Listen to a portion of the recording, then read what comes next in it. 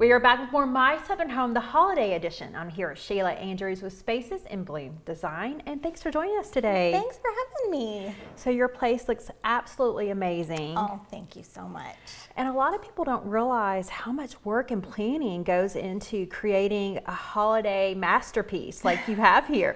Oh, thank you. It does take a lot of planning. You have to plan how you want things to be spaced out, how you want them to look, what colors, do you want to change it up? It's a lot. So for homeowners that want to elevate their Christmas spirit in their home, what are some advice that you would give them? Well, you really need to think about what do you want? What's the feeling that you're trying to give to your family, your friends that are coming to your house, and kind of build from that. So, you know, a lot of times I start with a color or a certain piece that I found at the store that I'm just like, oh, I love this. So I also like to go with timeless things like gold, green.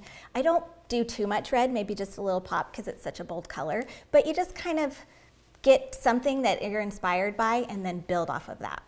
How much in advance should homeowners start planning their holiday decorations? So I don't think you need to be, planning in July or something like that, but I probably started, beginning of October, where I'm like, okay, what do I want to do? The biggest thing is the planning, because so many things go out of stock. And if you're waiting until somebody starts giving you ideas on Instagram or Facebook or Pinterest, those things might be sold out by then. So it's good to kind of get some ideas ahead of time. That way you can get everything before everybody else does. Well, that's a good point, because that's not something that I would have naturally thought about, is not being able to find something. Oh my goodness, like you would think that there would be a plethora of everything, but I think in the past few years with COVID and all of the retail things, the stores don't seem to be stocking as much. And of course, we all do a lot of ordering through Amazon and whatnot. So it's just important to remember, okay, I need to get those things here and make sure you measure so that way when they come, they fit the space. You don't have to worry about returns and things like that. Well, and that's a really big deal too, to think about how to fill the space with certain items. Yeah, so for example, for this room here, the two trees behind us are new trees for me. So I really thought about, how do I want this room to feel? I wanted something to help make the room feel more intimate, help fill that space, but I didn't want it to be overdone with decor. So I picked the flock trees because they have just a nice ambiance on their own.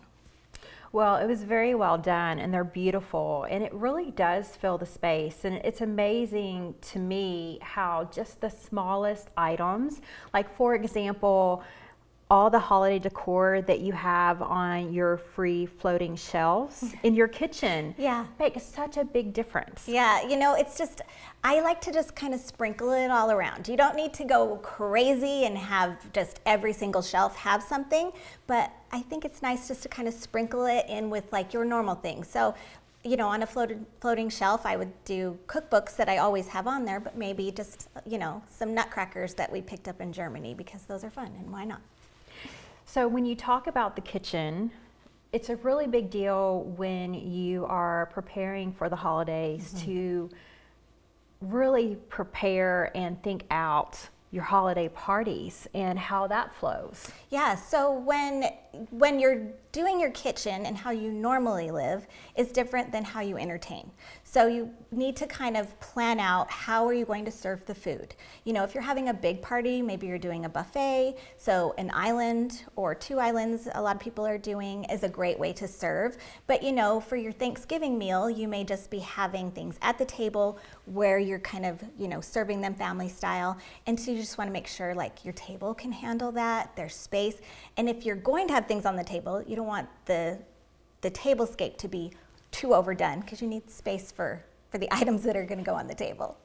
Well, and there's probably a lot of things that you need to purchase in advance with that as well.